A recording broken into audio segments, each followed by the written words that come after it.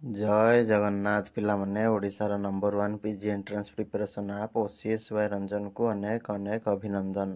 समस्ते ओडिशार number 1 PG entrance preparation app download करदे करके काउंसलिंग ग्रुप रे जॉइन हो जो मैंने सब मो गाइडेंस रे काउंसलिंग रे भाग नबाकू चाहूँगी सहित चैट आप डायरेक्ट मो सहित व्हाट्सअप टेलीग्राम इंस्टाग्राम सबुथ जोड़ी हो डिस्क्रिप्शन लिंक अच्छी।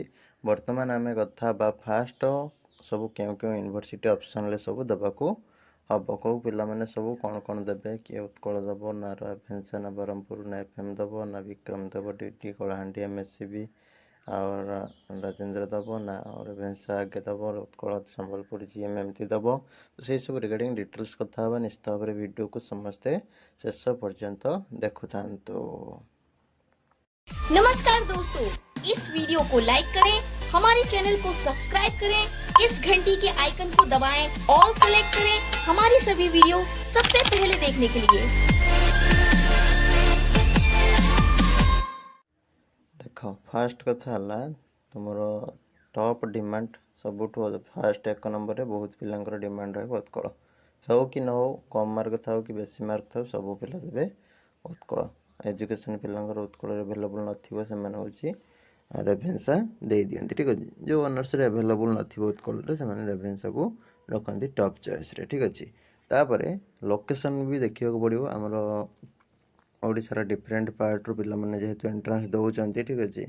हमर कोरापुट मलकानगिरी और सेपट साइड पिला हेले सेमाने विक्रम देव को मे भी इंपोर्टेंस दे पारंती जो मनकर सब फाइनेंशियली असुविधा थी जार फाइनेंशियली भल थी से बाणीविहार रेभेन्सा उत्कल एगुड़ा से फोकस करी था ब्रह्मपुर यूनिवर्सिटी भी सेपट पिला सब एडमिशन भी करती किसी असुविधा न थाए। तापर आम जो देखा केउझर आम सुंदरगढ़ संबलपुर एपट साइड पिला संबलपुर यूनिवर्सिटी जीएम यूनिवर्सिटी सेपट साइड बेसी फोकस रखी था ठीक अच्छे। आम बालेश्वर भद्रक एपट से जाजपुर एपट पिला सब कटक भुवनेश्वर को बेसी फोकस रखी था एमती जार फाइनेंशियली ठीक ठाक था से उत्कल रेभेन्सा को विशेष करके फोकस रखी था ठीक अच्छे। संबलपुर सुंदरगढ़ इे भी पिला सब उत्कल रेभेन्सा को भी फोकस रखी था से पूरा कोणानु कोणरू सब पिला चाहती उत्कल रेभेन्सा पकेबा जार फाइनेंशियली टिके वीकर रोचे ठीक अच्छे। तापर तुम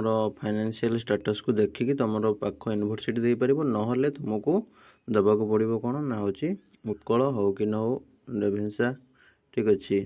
3 रे हूँ ब्रह्मपुर 4 रे एफएम 5 रे संबलपुर 6 रे जीएम ठीक अच्छे 7 रे एमएससीबी ठीक अच्छे एमएससीबी 8 रे हूँ तुम विक्रम देव कि डीडी 9 रे तुम राजेंद्र बा कलाहांडी यूनिवर्सिटी बा माणिकेश्वरी यूनिवर्सिटी एमती तुम दे पार आमर ओडिया पिला माने तुम ओडिया यूनिवर्सिटी दे पार तुम संस्कृत पिला माने श्री जगन्नाथ यूनिवर्सिटी दे पार ओडिशार गोटे famous university Shri Jagannath university Odia university मध्य दे पार जो मैंने ओडिया पिला माने। तापर रहा आमर लॉ पिला माने मधुसूदन लॉ यूनिवर्सिटी दे पार जोटा कि ओडिशार गोटे बहुत ही फेमस यूनिवर्सिटी ठीक अच्छे। ता सहित आमर प्राइवेट यूनिवर्सिटी जार अधिक पैसा पत्र घरे अच्छी रैंक मार्क खराब अच्छी ताले तुम मैंने सेंचुरियन ठीक अच्छे कीटी कीसी ठीक अच्छे सोआ ठीक अच्छे आउे तुम एआईपीएच सीवी रमन ये गुड़ाक तुम मैंने भी देपर जार घरे फाइनेंशियल पूरा भल अच्छी दब ना प्राइवेट यूनिवर्सिटी न देकी तुम गवर्नमेंट यूनिवर्सिटी पढ़ ना सेल्फ फाइनेंसिंग यूनिवर्सिटी कोर्स कर ठीक अच्छे।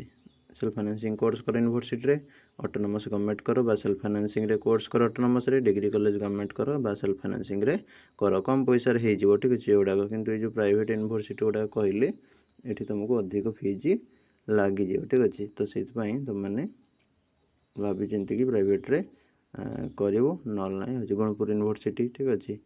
तो से गुड़ाक तुम प्राइवेट रे जो मैंने करुच भाभी चिंती कर जार पैसा पत्र बहुत अच्छी 3 लाख 4 लाख 5 लाख 10 लाख जाए 20 लाख जाए खर्च कर प्राइवेट यूनिवर्सिटी रे कर कहीं पढ़ा कोर्स भी तो जहाँ खाଇବା पीवा बेटर स्टैंडर्ड तुम हूँ कौन लाइफ स्टैंडर्ड मेंटेन करवा भी निहाती भाव में जरूरी तुम पिला सहित मैच करवा निहाती जरूरी से भी पैसा दरकार ठीक अच्छे। हॉस्टेल रही नहीं कि खाଇବା पीवा सब जाए तो से प्राइवेट यूनिवर्सिटी जो मैंने करेंगे भाभी चिंतिक टिके କରିବେ। ତ ତାପରେ ବି ତୁମମାନେ ହେଉଛି ଲୋକେସନ୍ ଦେଖିକି ଦେଇପାରିବେ। ସପୋଜ୍ ଆମର ଯାହାକୁ ଯେଉଁ ୟୁନିଭର୍ସିଟି ପାଖ ହେଉଛି ଠିକ୍ ଅଛି। ସପୋଜ୍ ଆମର ବିକ୍ରମ ଦେବ କାହାକୁ ପାଖ ହେଉଛି ସେ ବିକ୍ରମ ଦେବ, ଡିଡି କାହାକୁ ପାଖ ହେଉଛି ଡିଡି ଦେବ ଠିକ୍ ଅଛି। କାହାକୁ ଏଫ୍ଏମ୍ ୟୁନିଭର୍ସିଟି ପାଖ ହେଉଛି ଏଫ୍ଏମ୍ ୟୁନିଭର୍ସିଟି ଦେବ ଠିକ୍ ଅଛି। କାହିଁକିନା ପାଖ ୟୁନିଭର୍ସିଟି ପିଲାଙ୍କୁ ହେଲେ କ'ଣ ନା ଟିକେ ସୁବିଧା ହେବ ରହିବା ଖାଇବା ପିଇବା ଟିକେ ତାଙ୍କ ନିଜ ଲୋକାଲିଟିରେ ହେଲେ ତାଙ୍କୁ କମ୍ ପଡ଼ିବ। ଯଦି ଦୂର ୟୁନିଭର୍ସିଟି ହେଉଛି ତାହେଲେ ତୁମକୁ ସେଠି ଯାଇକି ରହିବା ଖାଇବା ପିଇବା